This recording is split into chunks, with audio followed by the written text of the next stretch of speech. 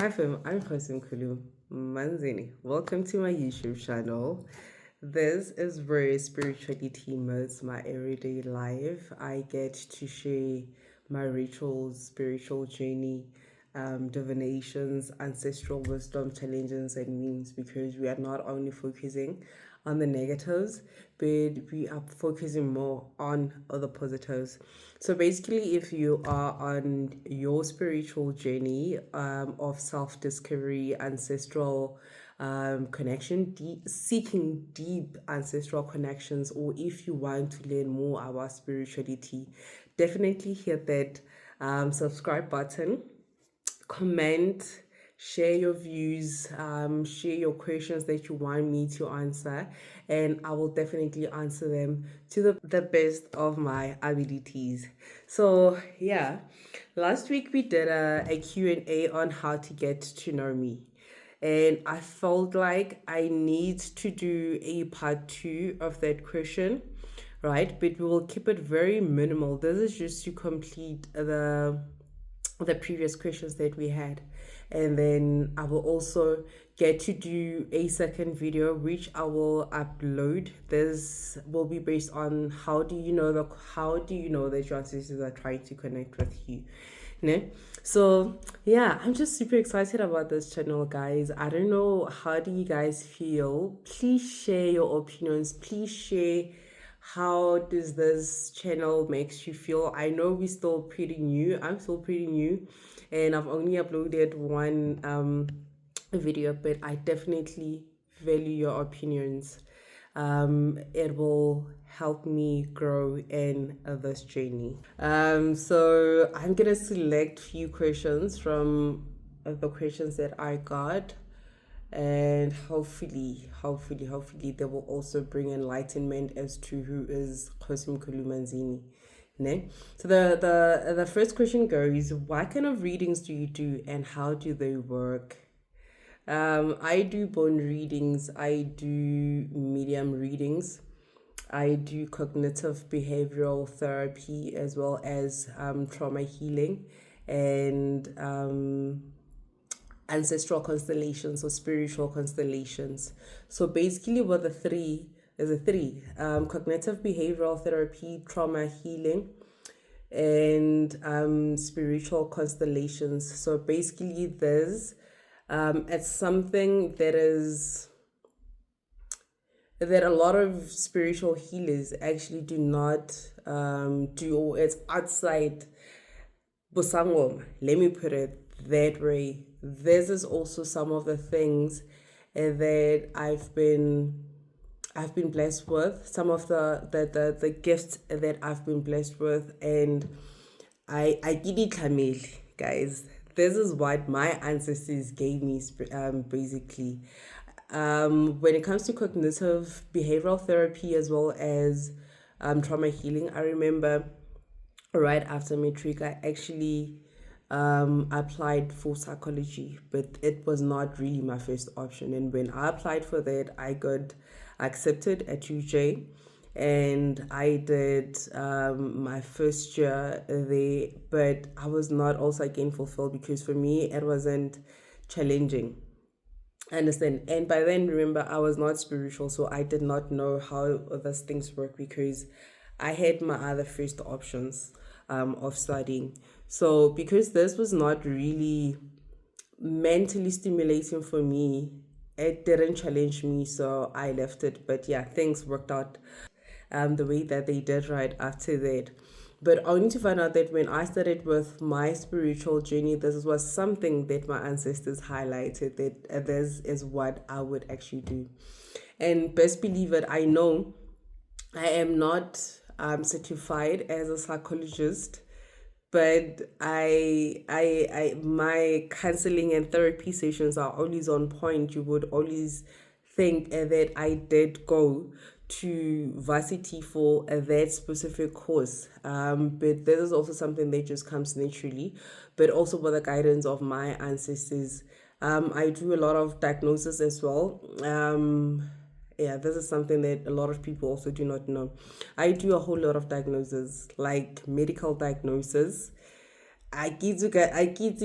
Traditional healing, what is it called? I also don't know. There's a lot of things that I do that I cannot put names onto it until later on I see a video. I'm like, oh, that's actually what I do.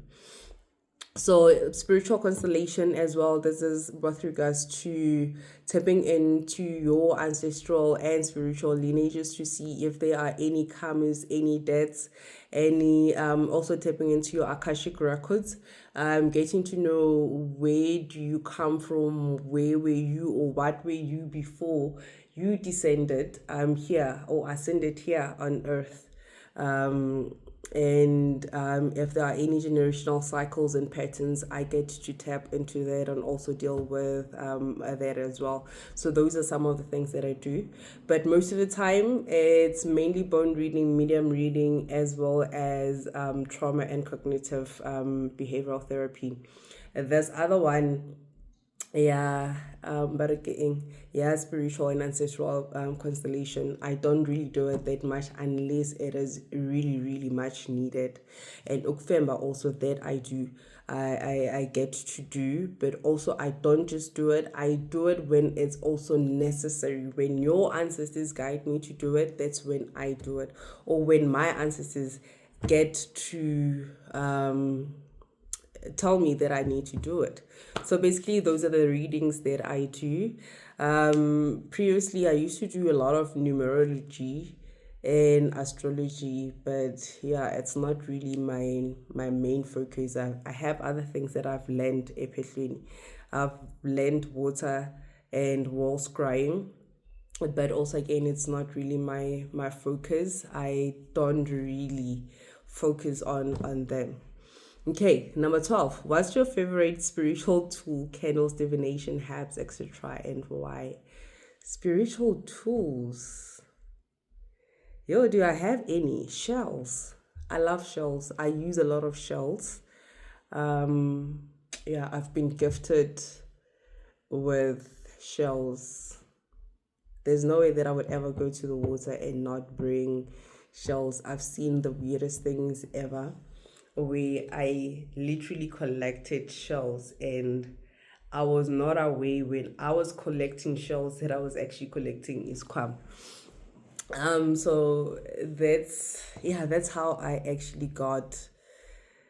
Those are my favorite tools. I have a thing for shells, and my people from the past, they used to also call me the cowrie shell lady. Everything of mine that is spiritual had to have cowrie shells, even now. And then I could not understand the meaning of it, but also because of I have a lot of water spirits. I'm governed by water spirits, and also my ancestral lineage origin has got to do with a lot of water. Yeah, so that's actually my favorite spiritual tools. Yeah, I don't think I have any other thing that I say besides this one. Um, Third question: what's the most powerful ritual or practice you've experienced? A whole lot, hey. I've had the weirdest readings. I've had the weirdest rituals as well, because one thing that I've learned with my ancestors is that it's not a one size fits all. Even with the ancestors of the patients that I do get, I always get guided differently from one patient to the other. So we don't use the same herbs, we don't use the same rituals. It could be the same ritual, but you might find there might be slight differences in those rituals, also, as well as the herbs that I get to use, the would differ from here and then. That's mainly ancestors guiding me when it comes to those rituals. I've had the scariest near death experiences with rituals. Where patients came here. I think I've had 2 or 3 patients that came by, and yeah, they were experiencing near death. They were almost out. It was the scariest thing ever. And I had to tap into my ancestors, and I had to evoke Kgosi the entire time so that my human self doesn't interfere with this, because my human self is very empathetic, so it tends to also interfere with certain rituals. So basically, I had to be in spirit mode throughout that entire process, and I had to believe that Kgosi did not bring that person by mistake or by chance and then but there was a reason behind that. So yeah, those were the three weirdest, scariest rituals that even to date I do talk about them. Fourth question: how do you protect your energy as a spiritual healer? It is very important to limit your accessibility. I know this is very weird because I'm a healer, or people are healers. But it's very important that you limit your accessibility. Not everyone deserves your energy. Not everyone deserves you to save them. I hope that makes sense. Not everyone is for you. The people that are for you, they will be in tune and in sync with you, and they won't really drain you that much. And also, again, you need to open yourself to a certain extent and then put a boundary so that there is no overflow or overspilling of energy from your end, because when you interact with people take more from your side than anything else, and they actually barola ka wena in a way, they are getting rid of their negative energy by using you, and then you carry or you get left with that energy. That is how I protect my energy. Also, my space as well as off limits. I limit the people that come into my space, unless if it's patients. But when it comes to interactions, I need to open that little door to say, okay, now I'm opening this door for people to come visit, and now I'm closing it. That's something that has always allowed me. And when it comes to meditation as well, meditation has also helped me in terms of concealing and protecting my energy as a spiritual healer. That in most places that I go to, if I do remember that I'm not in a rush, I always create this halo of light around me, and that protects me from outside energy interfering with my energy. Fifth question: what advice would you give to someone starting their ancestral journey? Trust the process. Walk into the journey like a newborn baby, like an innocent child that doesn't know anything, that doesn't have an opinion, that doesn't know a lot. Walk into the journey with purity, and also be intentional about the process. Take everything as an adventure, because when you go to an adventure, you don't know what to expect. You can only think of what to expect, but you don't really know what the experience would be. So it's the very same thing. Everything here, it's an adventure. You take it as it comes, and you take it with grace. And you need to also know that with every challenge and encounter that you have, there's a reason behind it. So you need to embrace this journey wholeheartedly. Do not overthink. Those are the people that have gotten us here. Those are the people that are supposed to guide us. We'll listen to our intuition, and that intuition, that is how your spirit guides. But we don't listen to the outside world. We switch off the outside world and we tune in. That's the advice that I would have for someone else that's starting this journey. I'll do two questions here on the content and purpose. So, sixth question: why did you start creating spiritual content on TikTok and YouTube? I've been wanting to create content on YouTube before TikTok was this popular. But because of where I was then, I felt like I was not ready. There was a lot of discouragement, and also the place and the people that were around me during that time. I felt like, if I could say, they were really not good for my spirit, because there was some level of competition that was happening amongst us, that people did not understand collective consciousness, that there might be a possibility that we might think of the same thing, because that is what the universe or the spirits are sending out throughout that time, and that they want to use us as vessels to send the message, or to spread the teachings. So there was a lot of that was happening, and it was kind of discouraging. A lot of negativity also that was surrounding me, and I felt like I was not really as strong as I am right now, for me to be able to tackle issues, for me to explain and to also teach.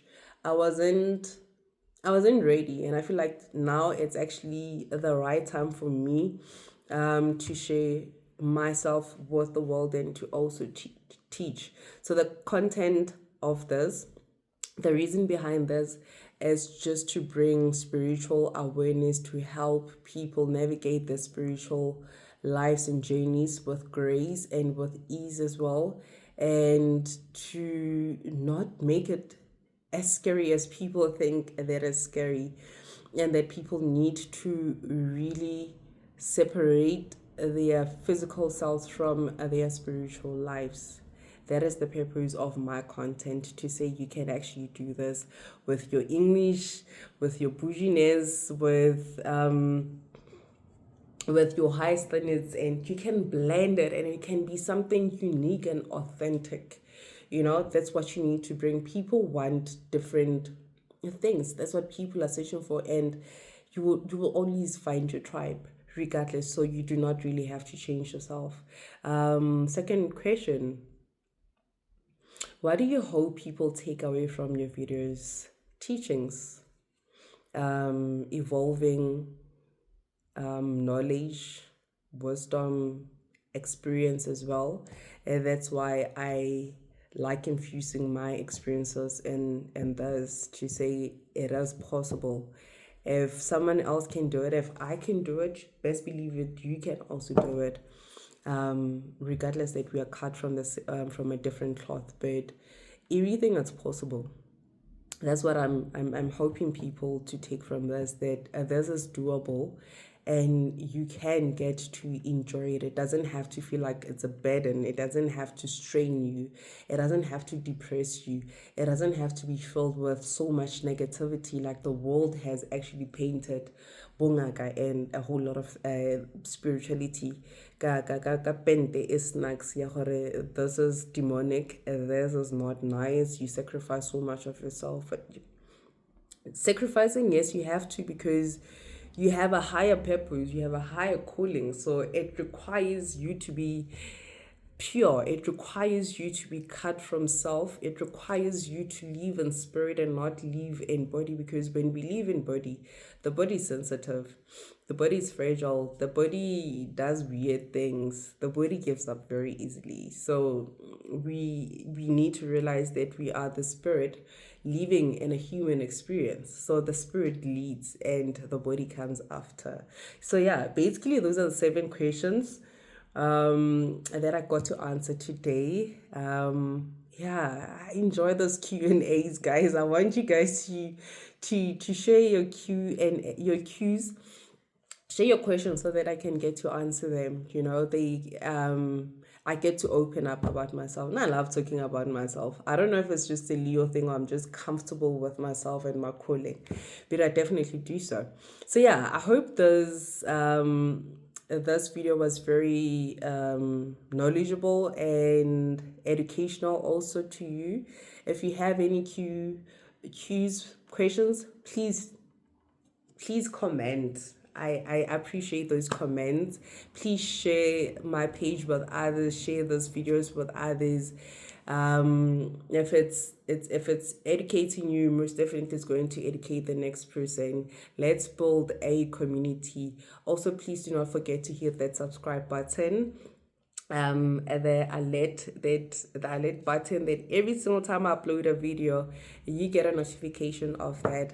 Let's be happy, let's be jolly, let us be spiritual, let's have the spiritual experience with a different eye and a vibe. So yeah, I'm your healer, guys. I'm your go-to guy. I'm the chilled healer. I'm the big sister, like a lot of people say, and other people call me father of the nation, because I'm definitely there. I'm here to grace this journey with empathy and kindness.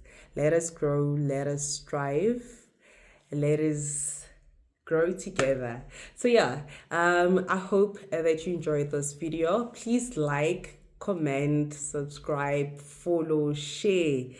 Let's grow this thing. I really appreciate opinions and you guys being here.